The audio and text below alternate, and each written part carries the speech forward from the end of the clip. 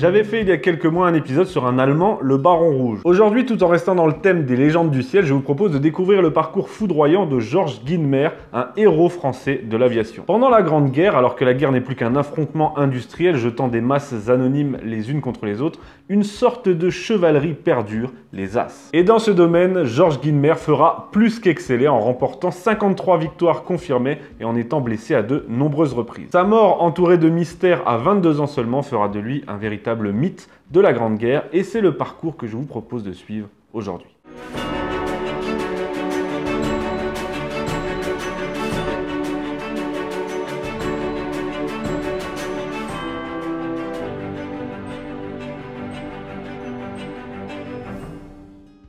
Avant de commencer, sachez que cette idée d'émission m'a été suggérée par l'un de vous dans les commentaires. Alors je m'excuse, je ne me souviens plus de son nom, mais n'hésite pas à te signaler en commentaire que je puisse te remercier directement. Et tout ça pour vous dire que vous aussi, n'hésitez pas à chaque émission à proposer vos sujets dans les commentaires, ça m'aide beaucoup pour l'inspiration. Passons maintenant à notre sujet. Georges Guynemer est né en 1894.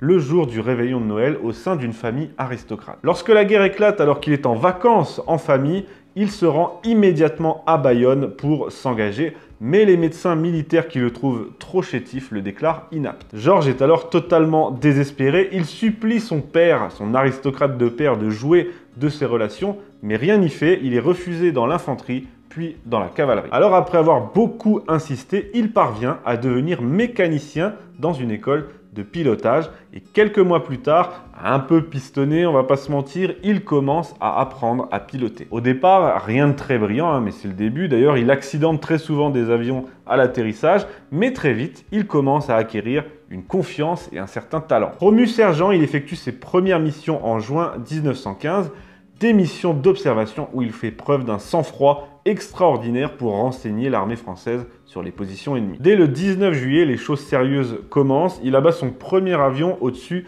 du village de Septemont, alors que l'équipement de son avion est des plus rudimentaires, ce qui lui vaut la médaille militaire, puis la Légion d'honneur le jour de ses 21 ans. À l'époque, 21 ans, c'était la majorité. Enfin, la majorité, ça se mérite. Aujourd'hui, on donne la majorité à n'importe qui, tout comme le droit de vote d'ailleurs, mais ça, c'est une autre histoire. Bref, le voilà déjà décoré et c'est là que sa folle épopée commence. Au sein de l'aviation naissante, il s'impose rapidement par son sens de la décision, sa bravoure et sa ténacité. Il enchaîne les succès et devient un as le 3 février 1916 en remportant sa 5e victoire. Il est alors promu sous-lieutenant et va participer à la terrible bataille de Verdun à partir du mois de mars. Il se fait à nouveau remarquer à cette occasion en affrontant avec succès 10 avions ennemis le 27 juillet. Le 23 septembre 1916, il bat tous les records en abattant 5 avions ennemis dans la même journée, un record qui ne sera battu qu'en 1942, l'autre guerre, par l'Allemand Hans Joachim Marseille, qui va tranquillement en dézinguer 18 le même jour. Après Verdun, Guynemer est devenu une légende, déjà un as des as. Le capitaine Brocard dira de lui que c'était un bulldog. Sur le champ de bataille, dans les airs, sa seule présence suffit à paralyser l'ennemi. Au cours de sa brève et foudroyante carrière, il pilotera 3 types d'avions, un Morane, un Newport et son emblématique Spad, dont le Spad 7 était le dernier, qui est toujours peint aux couleurs jaunes et ces avions seront tous baptisés le Vieux Charles. Pourquoi? Parce que c'était le nom de l'avion qu'il avait récupéré d'un pilote tombé au combat et il a gardé ce nom et c'est ainsi que Guynemer est connu pour ses célèbres avions jaunes baptisés le Vieux Charles. L'aventure continue. Le 8 février 1917, au-dessus de la Somme, Guynemer devient le premier pilote allié à abattre un bombardier lourd allemand, bombardier lourd. Et le 25 mai 1917, il réalise un quadruplé dans la même journée. Au sein de l'escadrille numéro 3, dite escadrille des Cigognes, qui était l'unité de chasse la plus victorieuse des ailes françaises, il est blessé à de nombreuses reprises et frôle la mort plus d'une fois, d'autant qu'il n'embarque jamais de parachute sur aucun de ses vols. Alors, je ne sais pas comment il fait pour enchaîner des séries comme ça sans jamais être tué et sans embarquer de parachute. Moi, sur War Thunder, j'ai essayé, j'ai jamais réussi. En récompense pour ses services et surtout pour ce quadruplé, il est promu officier de la Légion d'honneur le 11 juin 1917. Et je vous lis un petit extrait de sa citation parce que c'est très beau. Officier d'élite, pilote de combat aussi habile qu'audacieux, a rendu au pays d'éclatants services tant par le nombre de ses victoires que par l'exemple quotidien de son ardeur toujours égale et de son ardeur toujours plus grande. Insouciant du danger, il est devenu pour l'ennemi, par la sûreté de ses méthodes et la précision de ses manœuvres, l'adversaire redoutable entre tous.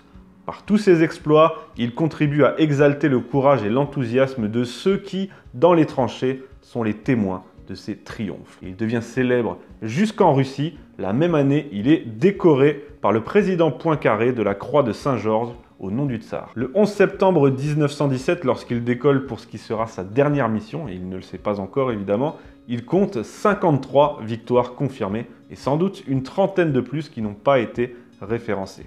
Il décolle de Saint-Paul-sur-Mer pour voler en reconnaissance au-dessus des Flandres. Il n'en reviendra jamais. Les Allemands annoncent l'avoir abattu, mais rien ne permet de l'affirmer, étant donné que ni son avion, ni sa dépouille n'ont été retrouvés. C'est justement l'une des choses qui va contribuer à son mythe, outre ses exploits dans le ciel. Eh bien, que lui est-il arrivé? Personne ne peut le savoir avec exactitude. Certains pensent qu'il est monté trop haut. Il y a d'ailleurs un petit poème là-dessus. D'autres qu'il a été abattu en plein vol, et d'autres encore qu'il a été détruit par l'artillerie en plein no man's land. Quoi qu'il en soit, il meurt à 22 ans seulement et sa vie n'aura été qu'une foudroyante épopée. Il restera l'un des plus grands pilotes français qui a contribué au développement de l'aviation, qui n'en était qu'à ses prémices à ce moment-là. Et il a d'ailleurs légué sa devise à l'école de l'air: faire face. Il a incarné, à l'heure des immenses carnages de masse anonymes et industriels de la Grande Guerre, il a incarné la survivance d'une certaine forme de chevalerie avec ses codes d'honneur spécifiques. D'ailleurs, le pilote allemand Ernst Ude, qui a été l'as numéro 2 de l'aviation allemande, racontera cette fois où Georges Guynemer l'avait épargné lorsque sa mitrailleuse s'était enrayée. C'est quand même la grande classe. Pour conclure en lui rendant hommage, je vais vous lire un extrait du Figaro du 26 septembre 1917. Donc c'est d'époque, et qui relate la triste nouvelle de sa mort. Elle n'a pas été annoncée tout de suite puisqu'on cherchait sa dépouille et finalement on ne l'a pas trouvée. Donc dans le Figaro de 1917, on peut lire, je cite, « Vainqueur de 53 ennemis dont les appareils furent comptés officiellement, il disparaît aujourd'hui. Le soleil avait déjà vaincu Icare. Une flamme moins ardente que celle de sa passion de servir le pays a détruit les ailes de l'oiseau, la mince enveloppe charnelle du héros, les 20 palmes, la médaille militaire et la Légion d'honneur qui battait sur sa frêle poitrine au rythme de son cœur. Mais l'exemple de cet holocauste est le plus beau peut-être que la guerre nous ait apporté. Il passionnera la France, il soulèvera des vengeurs et il laissera dans notre histoire une figure aussi douce que belle. » Très joliment écrit, c'est poétique. Quand on voit ça, on se dit que Georges Guynemer était vraiment un héros français. Et on se dit aussi que le Figaro, ça a bien changé quand même, non ?